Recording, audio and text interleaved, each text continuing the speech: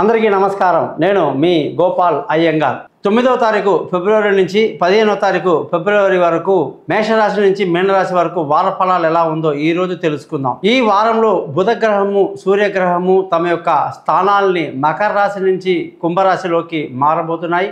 అక్కడ సుమారుగా నెల రోజులు కుంభరాశిలో ప్రయాణం జరుగుతుందన్నమాట. మరి దీన్ని బట్టి ఎటువంటి మార్పులు వస్తున్నాయి ఏంటి తెలుసుకుందాం.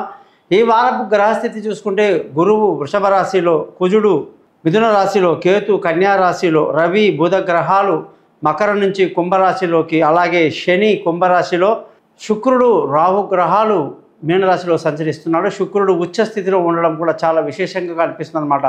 ఇటువంటి గ్రహస్థితిని బట్టి మనం 12 రాశులకు ఎలా ఉందో తెలుసుకోబోయే ముందు ముఖ్యంగా ఈ వారంలో మనం చదివేది ఆరుద్ర నక్షత్రం నుంచి ఉత్తరా నక్షత్రం వరకు, ద్వాదశ తిథి నుంచి తదియా తిథి వరకు, ఆదివారం నుంచి శనివారం వరకు. ముఖ్యంగా ఈ గ్రహాల పరిస్థితి చూసుకుంటే బుధ గ్రహానికి అత్యంత విలువ ఉంది. మొత్తం జాతకంలో మనం బుధ గ్రహాన్ని కానీ పట్టించుకుంటే ఈ గ్రహానికి అధిపతి మహావిష్ణువు కాబట్టి ఏ జాతకం మనం ముందు చూసినా అందులో బుధుడు ఎలా ఉన్నాడు అని చూస్తాం. బుధ గ్రహం కానీ బాగుంటే ఆ జాతకం చాలా వరకు సక్సెస్ అని అర్థం. అలాగే నెక్స్ట్ మంచి గ్రహం ఏదైనా ఉందంటే అది గురువు అన్నమాట. తర్వాత శుక్రుడు, ఆ తర్వాత అర్ధశుభుడైనటువంటి చంద్రుడు అన్నమాట. సో ఈ విధమైనటువంటి జాతక చక్రంలో బుధ గ్రహం ఇప్పుడు మకర రాశిలో నుంచి కుంభరాశికి రావటం, అలాగే బుధుడు చాలా సౌమ్యుడు. అందుకే ఈయన మంత్రంలో కూడా మనకి ప్రియాంగు కలికా శ్యామం రూపేణ ప్రతిమం బుధం సౌమ్యం సత్వగుణోపేతం తం బుధం ప్రణమామం అనేటువంటి సత్వగుణాన్ని కలిగినటువంటి బుధగ్రహం గురించి మనం ఇంతకుముందే చాలా ఎపిసోడ్లు తెలుసుకున్నాం. ఈరోజు సూర్యుడి గురించి చెప్పాలనుకుంటే సూర్యుడు మకర రాశి నుంచి కుంభరాశిలోకి 13వ తారీఖు నాడు ప్రవేశిస్తున్నారు.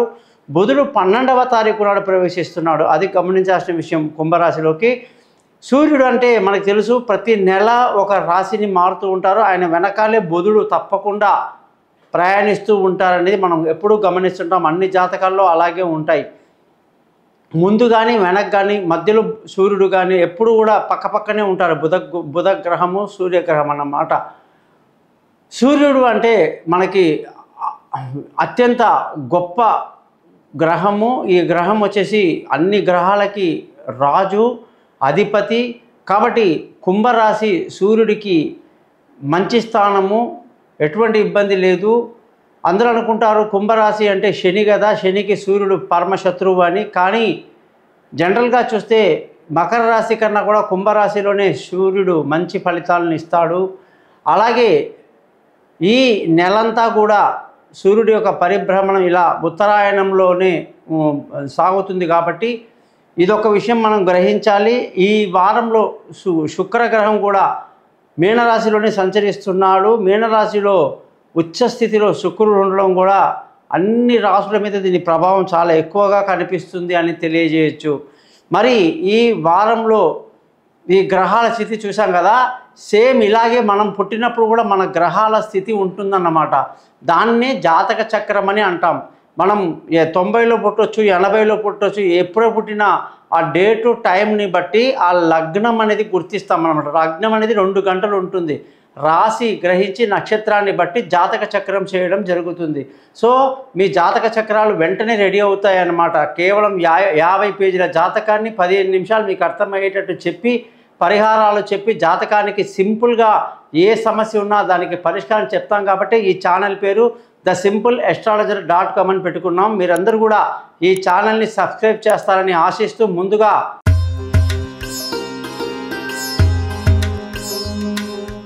మిథున రాశి వాళ్ళందరికీ కూడా 9వ తారీఖు ఫిబ్రవరి నుంచి 15వ తారీఖు ఫిబ్రవరి వరకు వారఫలం ఎలా ఉందో చూద్దాం.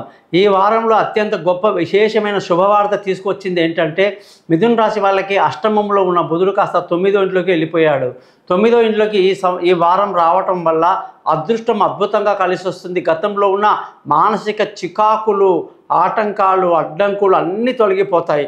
మబ్బులు తొలగిన తర్వాత ఎట్లా నీలి ఆకాశం మనకు అద్భుతంగా కనిపిస్తుందో అలాగే మనకు జీవితంలో కొత్త వెలుగు కనిపిస్తుంది, ఆశాజనకంగా ఉంటుంది.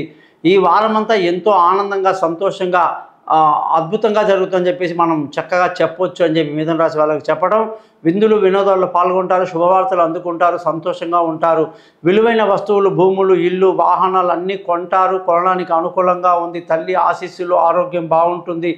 అనేక విషయాల్లో మిథున రాశి వాళ్ళకి చాలా మంచి పరిణామాలు బుధగ్రహం వల్ల వచ్చాయి. సూర్యుడు ఎప్పుడైతే మనకు కుంభరాశిలోకి వస్తాడో ఆ టైంలో వీళ్ళకి బంధువులతో, స్నేహితులతో సహాయ సహకారాలు కొంతవరకు మెరుగవుతాయి. మానసిక ధైర్యం కొంతవరకు పుంజుకుంటారని చెప్పాలి. ముఖ్యంగా మిథున రాశి వాళ్ళందరికీ కూడా ధన ఆదాయం చాలా బాగుంది. కుటుంబ సంతోషం బాగుంది. పిల్లల చదువులో డెవలప్మెంట్ కనిపిస్తుంది. అలాగే సంతానం విషయంలో చక్కటి ఆనందాన్ని కలిగి ఉంటారు. చాలా మంచి తెలివితేటలు ప్రదర్శిస్తారు. ముఖ్యంగా విదేశీ యానాలు బాగా లాభిస్తాయి. దూర ప్రయాణాలు కలిసి వస్తాయి. దూర విద్య కోసం ఎవరైతే విదేశాలకు వెళ్తారో వాళ్ళకి చదువులో అనుకున్న కాలేజీలో అనుకున్న సీటు లభిస్తుంది.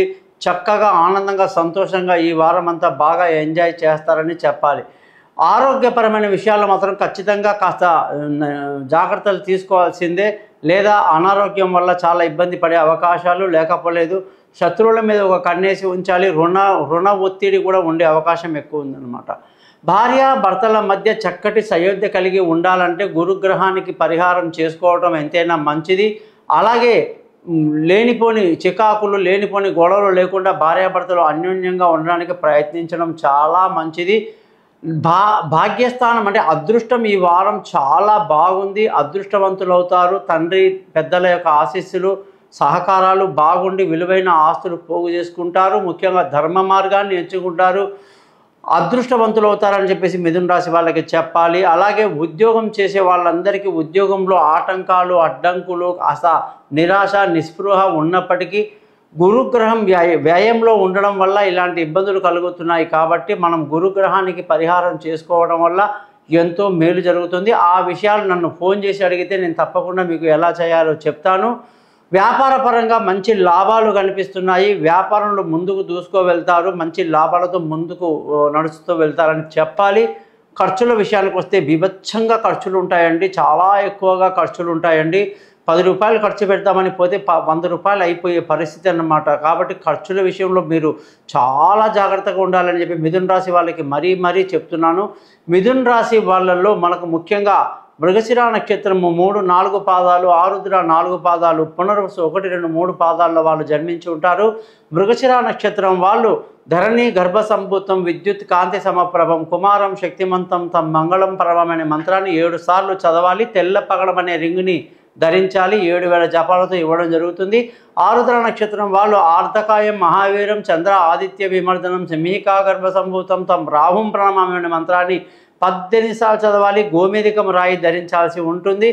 అలాగే పునర్వసు నక్షత్రంలో పుట్టిన వాళ్ళు దేవానాంచ ఋషీనాంచ గురు కాంచన సన్నిభం బుద్ధిమంతం త్రిలోకేశం తం నమామి బృహస్పతి మంత్రాన్ని 16 సార్లు చదివి కనకపుష్యరకం ధరించాల్సి ఉంటుంది. ఓవరాల్గా మిథున రాశికి అధిపతి బుధుడు కాబట్టి మరకతము అనేది వీళ్ళ రాశికి సంబంధించిన రాయి. అది చిటికెన వేలికి 17,000 జపాలతో ధరించాల్సి ఉంటుంది. సో మీరు ఎప్పుడైతే ఇలాంటి పరిహారాలు చేసుకుంటారో ఇక మీకు తిరుగులేదు, మహారాజులాగా ఉంటారని తెలియజేస్తూ నమస్కారం. మీ గోపాలయ్య గారు.